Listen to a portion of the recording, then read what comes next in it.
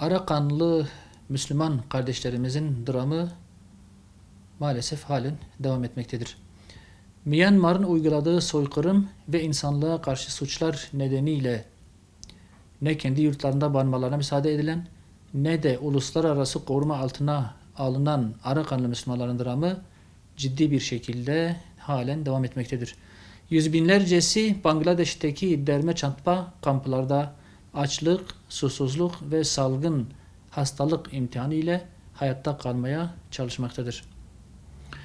Bangladeş Dışişleri Bakanı'nın Andaman denizinde sürüklenen 81 Arakanlı mülteciyi kurtarmak zorunda olmadıklarına yönelik beyanı insanlık adına dehşet ve utanç vericidir. Soykırımdan kaçarak canlarını kurtaran Müslümanlar sığınacak bir liman bulamamaktadırlar.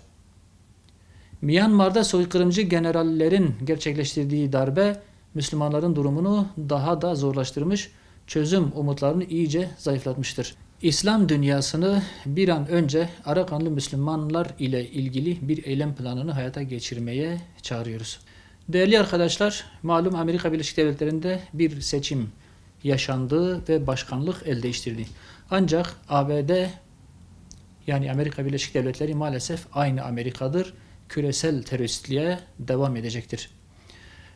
Amerika'nın yeni yönetimi küresel teröristliği artık aleni olarak icra etmekte bir mahzur görmemektedir.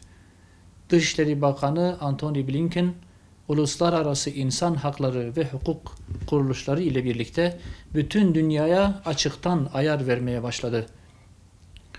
Cemal Kaşıkçı cinayeti hakkında yayınlanan rapor, dünya genelinde askeri darbeler yaptırıldığının kabul edilmesi ve Uluslararası Ceza Mahkemesi'nin Filistin'de işlenen savaş suçlarını yargılama yetkisine sahip olduğuna dair kararının tanınmaması, Amerikan diktatörlüğünün, pervasızlığının son örnekleri olmuştur.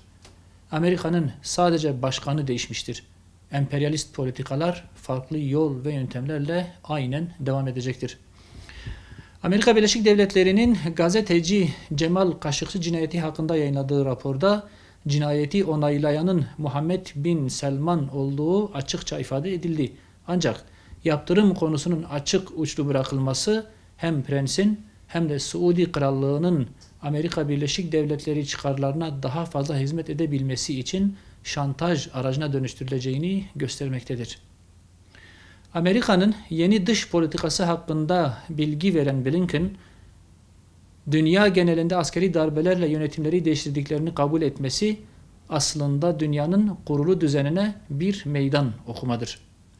Savaş suçları hakkında Uluslararası Ceza Mahkemesi'nin Filistin lehine verdiği kararı tanımaması, Amerika'nın önümüzdeki süreçte kendi çıkarlarını adalet diye bütün dünyaya dayatmaya devam edeceğini, ne kendisine ne de işgal rejimine hesap sorulmasına da asla müsamaha göstermeyeceğini ortaya koymaktadır.